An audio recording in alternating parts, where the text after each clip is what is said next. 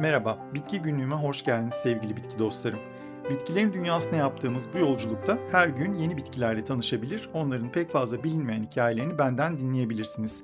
Dilerseniz hemen yeni bir bitkiyle daha tanışalım. Dev fil kulağı ya da Latince adıyla Alocasia macrorhizos, yılan yastığıgiller yani Araceae ailesinin Alocasia cinsine ait yaklaşık 100 kadar türden en fazla tanınmış olanıdır. Dev fil kulağı bitki günlüğümde daha önce tanıştığımız fil kulağı Colocasia esculenta yani taro'nun, mavi taro olarak bilinen Xanthosoma sagittifolium'un ve deve tabanı olarak isimlendirilen Philodendron türlerinin yakın akrabasıdır. Bu arada bitkinin soyadı olan Macrorhizos Yunanca kökenlidir ve iri köklü anlamını taşır. Bu arada yeri gelmişken kafa karışıklığı yaratan bir durumu da açıklığa kavuşturmak gerekiyor bitki dostlarım. Her ne kadar hem Philodendron hem de Monstera deliciosa'ya deve tabanı dense de asıl deve tabanı olan bu bitkilerden ikincisidir. Hatta onu da bitki günlüğümde beraberce tanımıştık.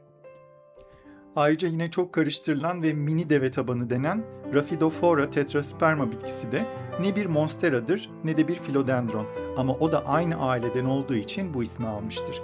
Fil kulağı aklınızda taro ya da kolokasya, dev fil kulağı ise dev taro ya da alokasya olarak kalabilir. Keza yabancı dillerde genellikle bu isimler kullanılmaktadır.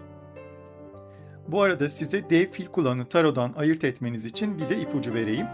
Dev fil kulağı yaprakları gökyüzüne bakacak şekilde büyür. Oysa taro yaprakları yere bakacak şekilde sarkar. Yaprak sapının konumuna dikkat ederek bu ayrımı kolaylıkla yapabilirsiniz. Dev fil kulağı doğal olarak Yeni Gine, Filipinler, Borneo, Sulawesi, Solomon Adaları ve Queensland, Avustralya'da yetişen bir tropikal iklim bitkisidir. Nemli, bol yağış alan, don görülmeyen, sıcaklığın 20 ile 32 derece arasında olduğu tüm coğrafyalarda yetişebilir. Doğal ekosistemindeki yerli bitkilerin güneşini dev yapraklarıyla keserek istilacı özellikler gösterdiği için Avustralya, Yeni Zelanda, Florida ve Karayipler'de istilacı ot statüsündedir. Bitki yarı gölge veya parlak dolaylı ışık almayı sever. Dev fil kulağı genellikle yağmur ormanlarında, dere kenarlarında, nemli açıklıklarda, insan yerleşimleri çevresinde görülür. İlk bilimsel tanımı Carl Linnaeus tarafından yapılmış olsa da daha sonra bugünkü adıyla George Don tarafından 1834'te yeniden sınıflandırılmıştır. Çok yıllık bir bitki olan dev fil kulağı onlarca yıl hayatta kalabilir. Tropik bölgelerde gölge oluşturucu ve nem koruyucu etkisi vardır. Dev fil kulağı ok ucu ya da kalp biçimli oldukça iri, parlak yeşil renkte kalın damarlı yapraklara sahiptir. Kalın ve bolca nişasta içeren rizomlu bir gövde oluşturur. Bitki bir sukulent olmasa da gövdesi aynı zamanda tıpkı bir sukulent gibi bol miktarda su depolayabilir. Bitkinin gösterişli olmayan kokusuz çiçekleri yılan yastığıgiller ailesine özgü çiçek yapısına sahiptir. Bu çiçekler sinekler, küçük böcekler ve ağaç kurbağaları gibi bazı böcekçil tozlaştırıcılar tarafından tozlaştırıldıklarında küçük kırmızımsı turuncu meyveler oluşturur. Bitki tropikal bölgelerde çoğunlukla ilkbahar-yaz döneminde çiçeklenir fakat iç mekan bitkisi olarak yetiştirildiği ev ortamında nadiren çiçek açar. Dev fil kulağı zehirli bir bitkidir. Hemen her organında kalsiyum oksalat kristalleri ve zehirli bazı enzimler bulunur. Çiğ olarak tüketildiğinde ağızda, dilde ve boğazda tahriş ve yanma, yutma güçlüğü ve mide rahatsızlığı ortaya çıkar. Evinde evcil hayvan besleyen bitki dostlarıma bir tavsiye olarak küçük dostlarınızı korumak için mümkünse bu bitkiyi evinizde bulundurmayın. Çünkü hayvanlar için oldukça zehirlidir. Dev fil kulağı zehirli olsa da tıpkı akrabası fil kulağı gibi uygun şekilde pişirildiğinde rizomları ve sapları uzun süre haşlandıktan sonra tüketilebilir. Hatta Pasifik ve Hint okyanusu halkları tarafından yüzyıllardır bu şekilde tüketilmektedir. Tıpkı taro gibi patates benzeri bir tadı olduğu söylenir. Karbonhidrat, lif, potasyum, kalsiyum ve bazı amino asitler içerir fakat ayrıca içerdiği oksalat nedeniyle özen ve dikkatle hazırlanmalıdır. Pasifik adalarında yöresel bir lezzet olarak bitkinin rizom kabukları soyulup uzun süre kaynatıldıktan sonra Hindistan cevizi sütü ve balıkla servis edilir. Dev fil kulağı günümüzde bir gıda değil daha çok süs bitkisi olarak kullanılıyor.